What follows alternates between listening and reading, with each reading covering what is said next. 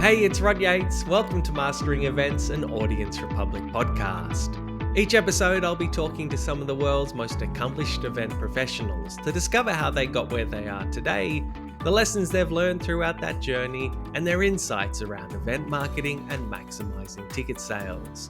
My guest today is Erin Nourijanian, Vice President of Marketing at UBS Arena. When Erin started at UBS in February of 2021, she was in the unique position of marketing a venue that was still being built. From establishing its brand strategy and marketing events for a venue that wasn't even open, to winning over fans of the New York Islanders ice hockey team who were moving to UBS from the Nassau Coliseum, it was all ahead of her. Erin, however, was no rookie, having previously worked at New York's Webster Hall as the Director of Marketing and at the Nassau Coliseum as the Senior Director of Marketing. So UBS Arena was a challenge she was well and truly up for. We talk about it all in this interview, starting at the beginning of Erin's journey with UBS Arena. I think one of the things which is so interesting about your role at UBS is that you actually started before it was even completed, like before the building was even completed.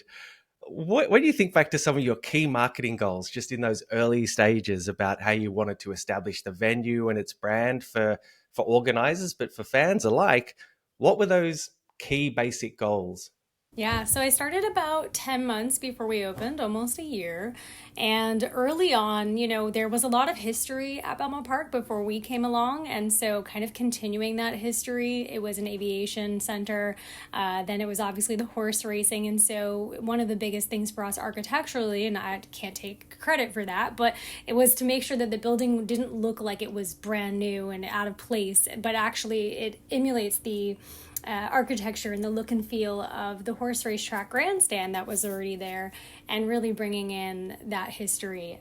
So for us, as you walk through the building, you see little odes to that and that classic New York style. You walk into the Great Hall, and right in the Acrisure Great Hall is this beautiful starry sky, and that's really reminiscent of the Grand Central Station that you see in New York City. So for us, from a branding perspective, it was really important to communicate this classic New York era, if you will, and kind of the beginning of something new. And we always pride ourselves on this campus that we're creating, which is still in progress, which I'm sure we'll talk about a bit more. But, we just are about to open what we are calling the park at UBS Arena, which is this beautiful sort of winter wonderland.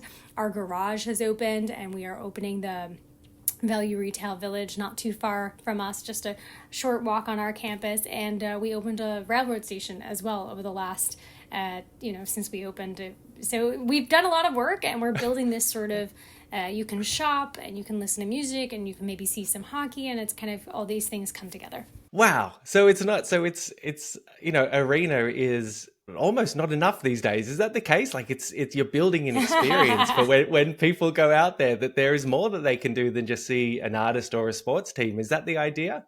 Absolutely, yeah. It's a destination, and I think you are, to your point, seeing that in many different places now. And I know we'll probably touch on this a bit later, but it's not just about seeing a show and buying a ticket. Tickets are expensive, right? We want to make sure that people really understand and feel that value that they're getting when they come to the building.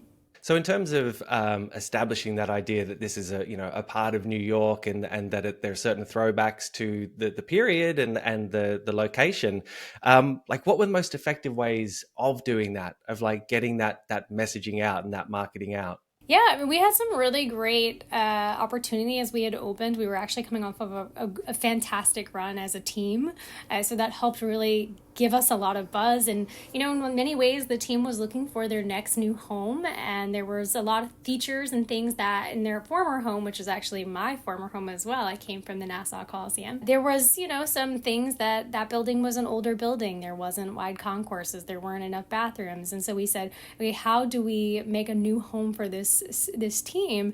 And we made more bathrooms. We made wider concourses. We kept the ceiling nice and low because that's how our fans sound really, really loud. And so that was a good cornerstone for us as a building from a branding perspective. And then we had to build upon that. But there was a lot of energy going into opening for that reason, because this is a fandom that really was waiting for this moment for a very long time, and that kind of is easy leverage for us. And then we opened with Harry Styles, which is an obvious win, and those fans are just so active on social media and so active and engaging, and so it was a really nice opening time frame. And I will say, despite environmentally, right around us, what was happening was COVID.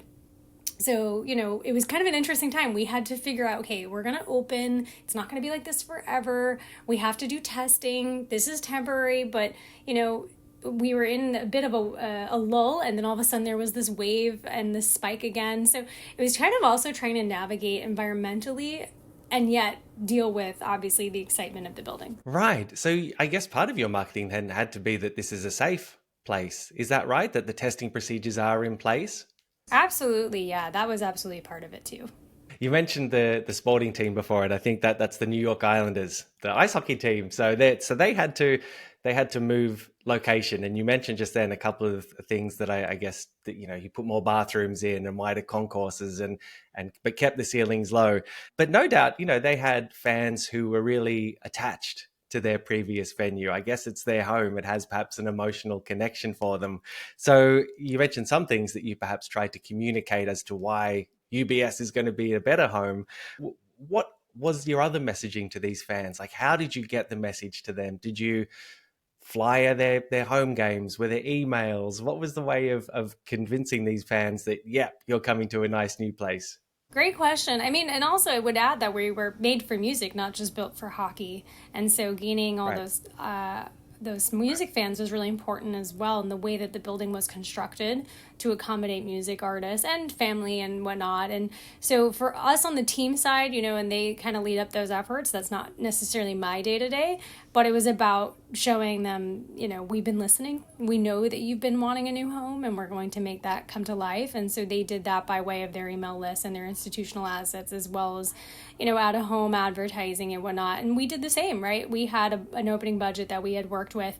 And, in the metropolitan New York area, there's a lot of noise, there's a lot of competition, but also there's a lot of opportunity for billboards and, different strategies. And I feel like in other rural areas, obviously you don't have that. So, being so close to on one hand, we're in Long Island, we're right on the border of Nassau County. On the other hand, we're right on the border of Queens and New York City. So we kind of get the best of both worlds, and we can advertise to both, right? We can advertise driving in the car, but we can also advertise, the subway ads. And do you find that any is more effective, whether it's advertising in the car or the subway or the billboards? Do you get a sense of what really works, or do you think it's all in conjunction? I think it really depends on who we're promoting to and what we are promoting. So unlike the team that has sort of hockey and that's their product and they own it, it's a little different for us, right? We have Iron Maiden and heavy metal, and then we also have Mickey Mouse. So the strategies that we do for each of them are a little bit different.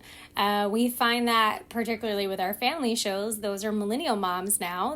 They probably have cut the cable, so we're doing a lot of digital over-the-top video advertising, right? We Hulu and Netflix and whatnot. And then, for some of our classic rock shows, we're still turning to print and we're still turning to classic rock radio. So it depends. Every act is a little bit different. Even how they sell is a little bit different, right? We find that EDM and hip hop and R&B tend to sell a little bit later. But then we find, on the other hand, our K-pop shows, they tend to sell very early on the onset and then sort of trickle. So each audience needs to be spoken to a little bit differently. And also we've been new, we have to work on and focus, how do we leverage and grow our institutional assets, right? Our own email list, our own text message list. That's really critical too, so that when the fans come and then they come back, or the next time we need to tell them about a similar act, they're in our back pocket. And I do want to talk to you about your email strategy, but you just mentioned something then really interesting about the fact that you have Iron Maiden fans and, Mickey Mouse and ice hockey fans, a whole wide range of people. What's your approach to segmenting? I imagine that must be really critical. Ticketmaster does a really good job of already bucketing people, which makes it easy for us. So we do a very similar approach. We look at things also a little bit broader than that. So we might say ice sports, but then we say sports as a whole, right? Just because you like hockey doesn't mean you don't like basketball. And so it depends on what we're trying to message out, how wide we want to go. But we do definitely segment. We want to keep our email list very healthy. We don't want to give people things they don't want to hear about. We want to only send them messages they actually care about. And so there is a lot of segmenting that we do. We find that our open rates are higher than benchmark standard because of that, because we're sending them the right things. But yeah, we segment by genre. We segment, sometimes we'll say, well, we've had John Mayer in the building before, so let's just send this one offer to just the John Mayer fans again. So sometimes it's really minimal, and then sometimes it's a wider net. So it really depends on what the objective is. Right. And I guess it's also one thing which I imagine you have to navigate is that the Iron Maiden fan, say it's an older person, say it's a father or a mother, might also have a child that's interested in one of the more family events. So you don't want to exclude them from your messaging. How do you navigate that? That's a great question. And I think that's one area where we're still growing. We're trying to identify who is the person who came on Tuesday night for a hockey game, and then they bring their child to Monster Jam over the weekend. And so that's something that we're working on. Being only 2 years in, some of those people haven't maybe purchased for another similar or corresponding event yet. But we have seen our repeat business go up from what it was, more than double what it was. And so right now we're still a bit in our growth stage, but as we shift gears into year 3, year 4, year 5, it'll certainly be retention. Absolutely. What an interesting phase. It must be so interesting for you to work through these phases, I imagine. Yeah, it's also it's tough because internally, right? Many of us in our lives, we work at businesses or entities that have been open and around for many years, and so there's systems, and oftentimes you're frustrated because you say, well, I don't want to do that. We've always done it like that. There is no we've always done it like that. And so I think especially in our first year, it was like the first time every time, right? So it was like, how do we want to communicate an entire Disney run in an email where it doesn't sound like you're listing out so many dates of Disney or something like that, right? Yeah. And so working through a lot of those, you have to sort of pioneer the systems. And that's really fun if you like that kind of thing. I have a very entrepreneurial spirit. I really love that. I love being able to, not have to retrofit, right? You're starting from zero. In one way, that's kind of scary. And another way, you're like, that's kind of cool. So I think it's how you look at it. But then, as we went into year 2, I was talking to a lot of our colleagues on our team, and it was like, well, what did we do last year? And it's so nice to sometimes say, what did we do last year? Because then you sort of have a template for what you need to do in the future. That makes sense. I just wanted to quickly ask you about that Harry Styles show. And in fact, I guess all of the shows that were booked before you even opened, and you had to market these shows to an arena that people had never been to or maybe didn't know how to get to. I mean, what were the biggest challenges you faced with marketing shows like those gigs before you'd even opened? Yeah, definitely hard to let people know where you are, right? I mean, I think that's a challenge of any new space or venue or even a renovated venue. We also, just as I had mentioned, built a brand new Long Island Railroad stop.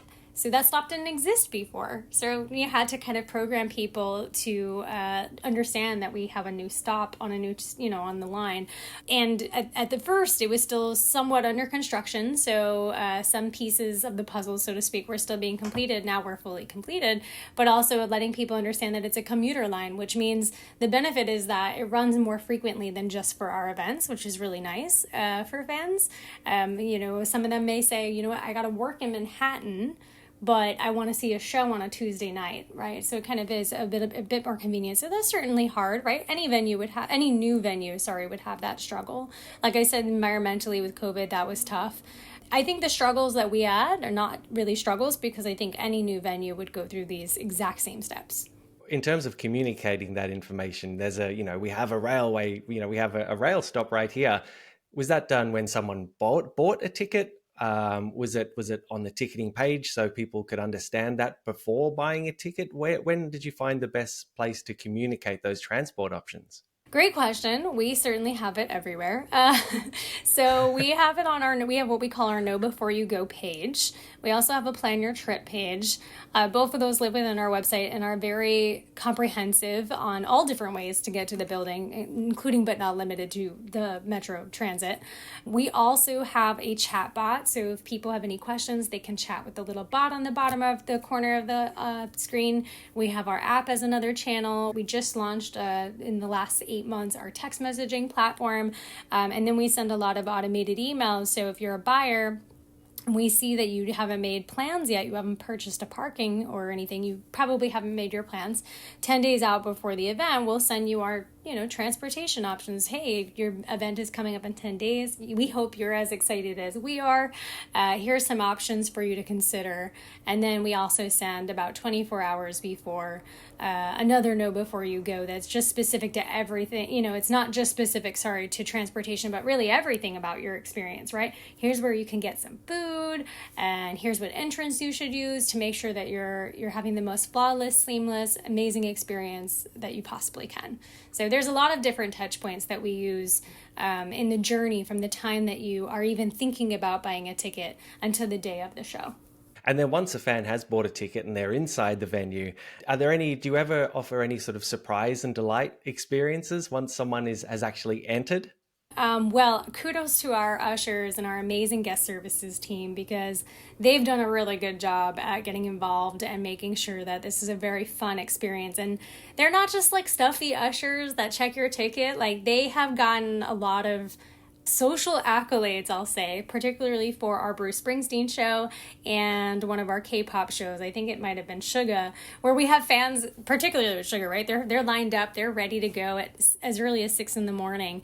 And our ushers are always in a pleasant mood, always really super sweet, and they're out there dancing with the fans, or even when they're directing traffic. I don't know if you're familiar with K-pop, but they use these glow light bombs, and they're directing traffic with that, or in Bruce Springsteen, they're dancing down the aisles with the fans. And so they've done a really good job, and this is not my world, right? I can't take credit for this, but they've done a really good job at making sure that experience is incredibly fun. So that's always a nice surprise and delight. But if it's your first time at the venue and you're just poking around a little bit, unlike other spaces that just have premium suites and clubs, which we do, we have beautiful suites and clubs, there's a lot of nooks and crannies for the average casual fan to try out. So we have an American Express speakeasy, which is really fun, and it's this sort of lounge, and you can go there and get a drink. It's actually the highest shelf liquor that we can offer in the building. And then we also have a back terrace, that's our glass house terrace, and Northwest Terrace, and it's kind of vibey. It's got some string lights, and sort of if you are looking for something quiet. And then we have a really awesome party terrace upstairs, which is our Heineken terrace. And anyone who ever comes for a game, I always say, make sure you hustle to get up there, because it's like a nightclub, like it's wall to wall and you can't get in. But these are spaces that are open to everyone. And we have a restaurant too, also. So, the game goes off without a hitch. Everybody's great. We win. It's a Friday night. You want to drink after and hang out for an hour while you're waiting for the train. There's a place where you can go and kind of party a little bit longer. So, I think that's what makes us different. And that's a little bit of a surprise and delight. Whatever vibe you're going for, there's probably something for you. And do you ever use things like, push notifications when someone enters the building to say, hey, have you checked out this bar? Or, hey, have you checked out this place? And is there any of that kind of interaction? Right now, majority of it is sitting in our email and our Know Before You Go, just because that's where we're finding the most engagement. I think aspirationally, yes, we definitely have that on the roadmap to utilize that more. I mean, we are doing it, but I certainly would like to leverage it further. And then also same with text messaging too, to be able to do that. That all comes in due time. But in terms of email, I mean, we are promoting all the specials that we have, which we do have really fun specials that are on brand for not each of the shows, but a lot of the shows. Our concessionaire Delaware North does a really good job, and as a marketer, we'll go in a few days before. Speaking of, Trans-Siberian Orchestra is coming up on just a few days, and we'll shoot all of the food items that are being used at another event at a later date, so that we can promote them in advance and get people really excited about them. So how much importance do you place on obtaining an attendee's email? Definitely for us, it's an important channel. We also want to get people captured via text, but not in a way that feels like it's spam or too much. And I've been in the shoes of the fan, right, where it's too much going on and it's hitting you left and right, and it's maybe about things you're not interested in. But what we like to do, particularly with our pre-sales, and it's an exciting one like Drake coming up, we'll say, here's the information for your pre-sale. Sign up for a text message to get reminded so you don't miss it. And so that's how we're kind of communicating across multi-channel. And it really just depends, right? I think email is very important to us. We've grown our email list quite a bit in the last 2 years, and we're very proud of that. It's the gateway to all the other channels. And then the goal, again, aspirationally and long term for us, is to be able to communicate with the fan in the way that they prefer it, right? So some people like email, some people like text, and the goal long term is to say, we have all these platforms, but we're going to talk to you in the way that you want to be spoken to, which may be different than somebody else. So certainly down the roadmap, but something we'd like to do. And then in terms of gathering people's email addresses, obviously when people buy tickets, that's one way of doing it. Are there any other activations that you've used to try and get that attendee data?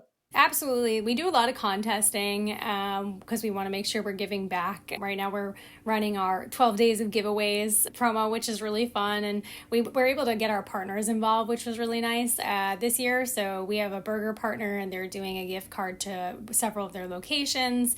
Navarro Wines is a partner of our parent company, Oakview Group, and they're giving away some wines. So we're doing that. But obviously, as you said, the bulk of our emails are coming from that purchase flow. Gotcha. Okay. How often is too often, do you think, to communicate with a fan? I think every audience is a little bit different. So we find that our premium members and then on the team side, the season ticket members, they like a lot of communication. But they've invested, a lot of money into this season ticket membership or this premium membership for the year. And there's an expectation that we're communicating with them frequently about what's going on in the building, so they're getting the best value out of their membership. So they're looking for a lot of email from us, like daily, whereas I think there's others that are looking for it far less. I think it depends on what the message is more than it depends on how often. And that's where segmenting, as we talked about, is going to be really important, right? If I'm telling you, let's just say skip Drake, but you actually bought a ticket to Kendrick Lamar in the past, and I just felt, I don't want to email you too much. Well, maybe you would be a little upset that you missed the Drake pre-sale, right? And now it's sold out and you can't get a ticket, let's say. So I think for us, it's really about communicating the right message more than it is about timing, although timing is obviously important too. Okay. The independent venue landscape, I speak to independent venue owners, and there's just a lot of challenges at the moment, rising costs and insurance and congestion in the market. What are the challenges you think that you face that are unique to the arena landscape at the moment, and how are you navigating them? Yeah, I think our specific metro market is what is the biggest challenge in terms of environment and landscape. We're situated right outside of New York City, and unlike every other market in America, we have a lot of noise. We have multiple stadiums, we have multiple arenas, but not even them, right? I mean, that's one part of it, but then there's plenty of restaurants, and there's Broadway, and there's museums, and there's hotels, so I think what makes it difficult or challenging in a positive way, right, is that there's a lot of noise in this market. And I think that is one of the areas where for us it is probably the most challenging to capture just attention of a fan, right? Like we have a holiday show, and there's also a light show down at the beach, and then there's people are getting together with families. So sometimes we're competing with more than just what you think, which is just the other arenas in the market. Again, also a very busy market in that sense too. Just in terms of that noise, again, perhaps to go over something we've already discussed, but how do you cut through that noise? Like, what do you find are the most effective channels or techniques for really cutting through that noise? Yeah, it's about being where the fan is and also catering and speaking their language. So again, I had mentioned K-pop is a really good example where we have done a good job at speaking their language. we understand that we had Mamamoo as a good example, and that means radish. And so we also know that K-pop fans like to come out early and do fun things. And we have this beautiful space on our campus to do it. That's what makes us special and unique. And so we said, let's get, temporary tattoos of radishes. That's their fandom name. Mumu is their fandom, and that's what it means. So, they know that we know what their fandom is and who it is and how to speak to them. And so that was a really big hit. And then we did some other things with sidewalk chalk, and it makes for a beautiful photo, and it really allows the fans to create and draw art. And, I think that's the biggest thing is some arenas have these shows and they're fine, but they don't know the fandom name, or they're not engaging with the fans speaking the same language. And I think that's one thing that sets us apart, and we want to continue to make that experience wonderful for people. And, we have great partners that have helped us do that too. So American Express is a good example, because they had the Love Bus for our first show, and then they did a little Harry's house set up for his album release. And we did that too. We had a little Harry's house, and we did the mailbox, and everyone signed the mailbox. And then we had this big sign that was moved into the back for Harry. And we did a very similar activation for Peso Pluma. When he was on stage, we actually moved all the fan signatures and mementos into the dressing room. So when he got off stage, he saw it. So we're trying to do things like that set us apart and make us different too. Yeah. And do you find does word of mouth come into it when you have those activations as well? Do you find that that's an effective way, whether it's people sharing on their socials channels what they're seeing, or those K-pop fans telling other K-pop fans? Is word of mouth important in that regard? Oh yeah, 100%, especially with the K-pop fans, because they're so vocal on social media and within their own groups. And they have said really nice things about us online, and they tell the other K-pop bands to actually book here, which is really nice. That's the best advocate we can ever have, right? The fan telling the band directly that they need to stop here, which is great. Less so, of course, with some other acts where their fandom in general is just not as vocal, or maybe not as much on social media. But yeah, it's certainly helpful when someone has again, going back to our guest experience team, makes sure that everyone has an amazing experience, because then they'll tell, 5 other friends, and they'll come back, and we'll get that retention, we'll get that word of mouth that we're hoping for. Absolutely. And is there any way in terms of word of mouth that you try and encourage it? I guess with that sidewalk chalk, for example, are there, messaging around, tag us, hashtags and this and that? Is that something that you also employ? Absolutely. And especially with, like I said, the younger audiences, it tends to be a bit easier for us. But something else that we do, as we know the fans are outside all day, is we'll pull in their social media feed into a big LED screen that we have out front. And we do trivia too and other fun games. Or for Suga, one of our K-pop acts, we had 12 or 15 puzzle pieces we hid around the campus. And then when they turned it over, they had to tag us and take a picture with the puzzle piece to redeem a voucher for food and beverage. So yeah, we're doing a lot of that for sure. And like I said, there's some audiences that are really into it, and then we struggle, not because we struggle, everyone struggles to reach kind of an audience that isn't as engaged. So that's really fun. I love that idea of those puzzle pieces hiding it around. That's very cool. When you think about just your day-to-day work, I mean, are there any technologies or platforms that you're either using now or that you see coming down the pipeline that just really help your marketing efforts on a day-to-day basis? We definitely are building our tech stack. As time goes on, it's been 2 years now that we've been open, going into 3. So there's some things that long-term we want to enhance our email, but we want to currently use the tool that we have to its best of its ability. There's some room and opportunity for additional personalization and putting people in more journeys. Again, challenging, right? Because the person who buys Iron Maiden may also be buying Mickey Mouse, even though we don't think they would be, because they may have a son or daughter. But yeah, I think there's some opportunity there for us to utilize AI better. I certainly have utilized ChatGPT, as I know many people in our industry have, to kind of plus up or enhance some of our written copy and email in other areas. But yeah, I mean, we really love the use of AI. The more we can automate even processes, like not necessarily fan facing. We're a small team here, at least on the arena marketing and PR side. And so wherever we can kind of get back 5 minutes here or get back 5 minutes there, and we multiply that over time, and then we multiply it by each person in the department. One of our colleagues, she said, it's kind of like keep the change, right? So now all of a sudden you round it up, and or whatever you want to call it, and you gain back a lot of time. And so I think for us as a small group, being a newer venue, those key 5 minutes here, 5 minutes there, again, internal processes, not necessarily fan facing, are really important for our operations and success. And so you find that AI, ChatGPT is the most effective automation tool? Like, are there any other little tools or tricks that you've been able to automate? Yeah, we're using Asana right now. We've used Monday. I know there's a lot of tools out there like that. They're really phenomenal for project task tracking. We also, while we're different entities from the New York, a different entity from the New York Islanders, we're sort of one organization in the sense that we collaborate so effectively together. And so being on a lot of these platforms then within our tech stack together is very helpful for us as well, to ensure that, we want to have a concert promoted at a game, and then they want more attendees and maybe the Latin audience. That's an area of opportunity for them to reach. Well, we have a lot of Latin shows that sell out. So it's almost like a no-brainer for them to tap into us. And so when we're using a lot of the same tools, it certainly helps. Right. So there is a lot of cross-promotion at your events. Absolutely, yeah.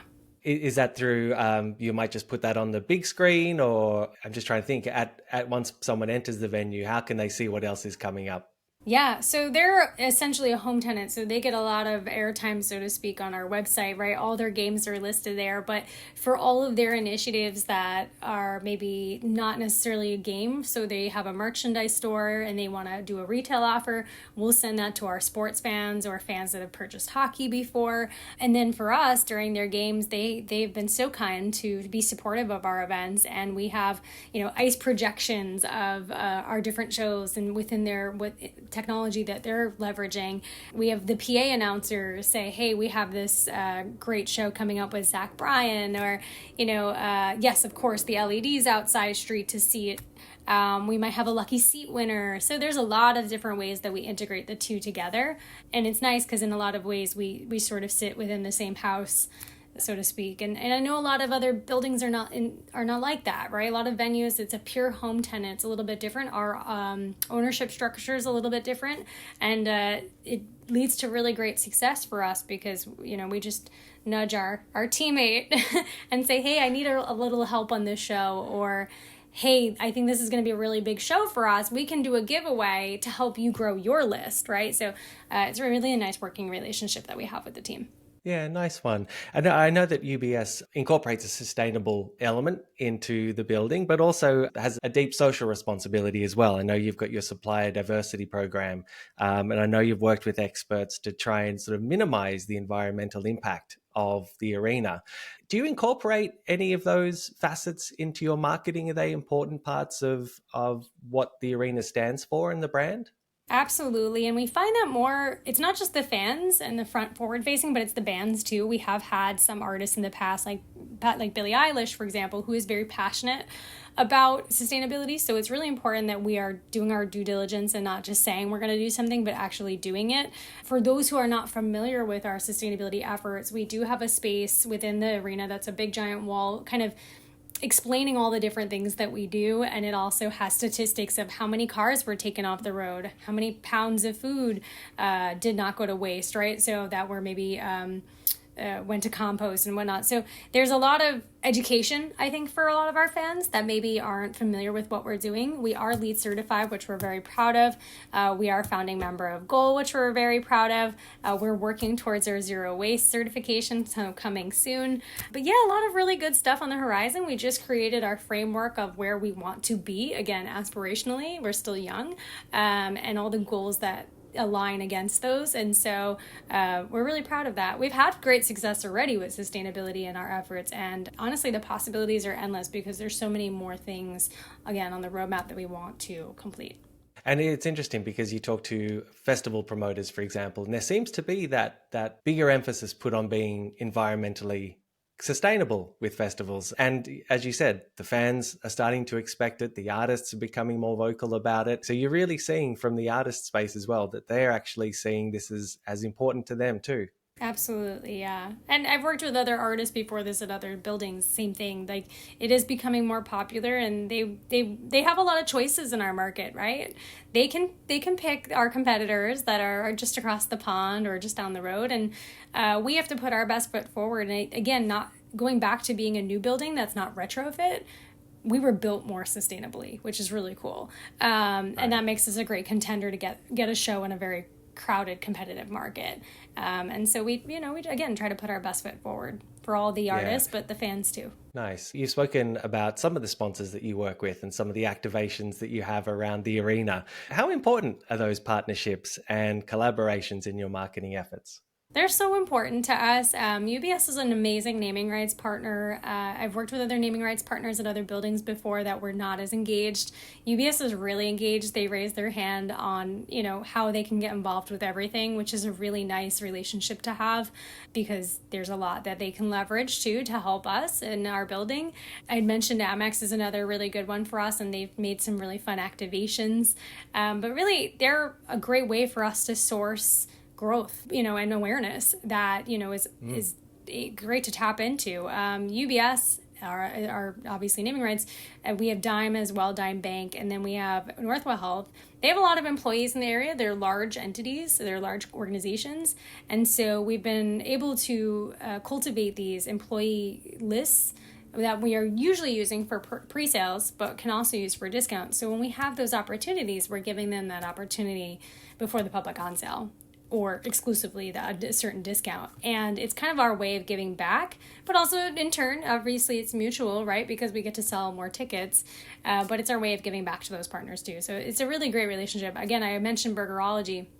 They're another really good one. They're like, okay, what artist is coming up that we can do a really fun burger station in the back of house and have the whole tour create their own sliders or whatever. And, it's nice to have a partner that's just as jazzed up as you are to do these sorts of things and make a cool experience for an artist or a fan. Absolutely. So did you say that they do that actually backstage as well? So they'll let the artists actually create their own burgers? We have talked about it. We haven't done it yet. We have done something in the back with donuts. We like to do, I guess that's the part of the business that a lot of people don't talk about. And we actually have a lot of fun with this. This is one of the best parts of, I feel like, my job is kind of creating that artist experience too, because we talk so much about the fan experience. But there's a lot that goes into the back of house experience for the artist. So for Mamamoo, they had done sort of a donut shop photo shoot at one point, and we said, let's take this and recreate it for them. And we made all this like huge donut wall for their tour, and they were like, that's so cool. For Minot, we had brought in a local Latin bakery, and they were like, this is really cool. We never, and the bakery is very thrilled because they get in front of a really big artist and they get some love. We did a similar activation with North Shore Animal League, a great partner of ours, who's local. We brought in puppies actually for Old Dominion to play with, and everybody had a great day at work. Let's just say that, because who doesn't love puppies? But they loved it. They're on tour. They're like, doing the grind, and so I think a lot of people don't realize how much effort actually goes into the artist experience as well. And we talk about how do we, again, in a competitive market, get the fan to choose us. But there's often a lot of thought on our end that goes into how do we get the band to choose us. And it's the fun part of the job, right? It's the creative part of marketing that is really, really exciting. So yeah. And I guess that's where, word of mouth between artists becomes important. Word of mouth between managers, between agents. Is it that whole sort of ecosystem that is really important, obviously, for feeding bookings into the venue? Yeah, absolutely. Even if we weren't in a competitive market, this is still something we would want to do. We want everyone in the building to have a really good time, no matter who you are, whether it be staff and that culture that we have internally, whether it be our fans and the culture there, whether it be the band and the culture there. It's important that everyone is, anytime you step foot in our door, it should be like, this is a great place. Okay. Now, in terms of the shows that you've seen at UBS, but also, perhaps in some of the previous places you worked at, Webster Hall, which is such an iconic New York venue, which I was lucky enough to attend some years ago. When you think about any just real pinch me moments, just moments that were so special for you because of either the artist you worked with or it was just a successful night, across any of the places. What sort of always springs to mind for you? It's so funny that you mentioned Webster Hall because there's not a single person I've ever spoken to that doesn't go, oh yeah, I remember some late nights there that almost I forgot. Definitely some really good career moments. I started out actually in radio before I found myself in the venue world, and I remember when Bruno Mars had just come out and it was his first single, Just the Way You Are. It was 2010 and no one knew who he was, and I did a meet and greet with him. I don't really take a lot of photos with artists, but he was like, yeah, let's take a photo, and I was like, okay, sure. And it's like one of the only photos I have with anybody that I've done work for. But that was a good moment kind of after the fact, right? Because nobody knew he was going to be who he was. There were many moments at Webster Hall that were pinch me moments because we did a lot of underplays in that space because it is such an iconic building. So we did Ed Sheeran with 300 people. We did Nine Inch Nails in a small space. We did Good Charlotte. So we did a lot of big bands in that small space. So that was really cool. And also just the idea that you're a small venue, so the chances of these artists becoming big, right? Like Halsey was one where we had worked on her show when she was 300 people, and then she played Madison Square Garden 2 nights, not too much longer after. So that was kind of cool to kind of see the trajectory. UBS Arena wasn't open yet, so it wasn't an option. But to kind of see the trajectory of an artist is kind of fun. I had a lot of great moments at the Coliseum when I was over at Nassau Coliseum as well. A lot of playoff moments with the Islanders during that time, which was really special. And then I would say the biggest pinch me moment career-wise really was opening this building. I know that's cliche, and I'm saying it because, you know, this is all about the arena, but really it's the truth, because in those last 4 weeks, there's always people that you work with in life and you're like, they're kind of being lazy, right? But I really can say, without a doubt in my mind, not an inch of lack of confidence, that every single person working on this project in those last 4 weeks was working the hardest they've ever worked. And I had talked to our general manager actually at one point, and he said, you know, Erin, isn't it crazy that, and unfortunate, that this is the most integral, critical career work you'll ever do, but actually the most rushed because you have this major deadline looming. And watching people walk into the venue for that opening night game that we had, and our team was with me, and we just had like a moment. We all looked at each other like, wow. Because you look at renderings for 10 months, almost a year, and you're like, yeah, it's a picture of a rendering. But then when you see it come to life and there's people actually walking through the building, I think it changes your perception in a really positive way. So I'd say that was the biggest moment of pride. Well, I think that's a perfect note on which to end. So thank you so much for your time, Erin. It's been so great to chat with you. Thank you as well. I really appreciate it. Thank you for reaching out to me.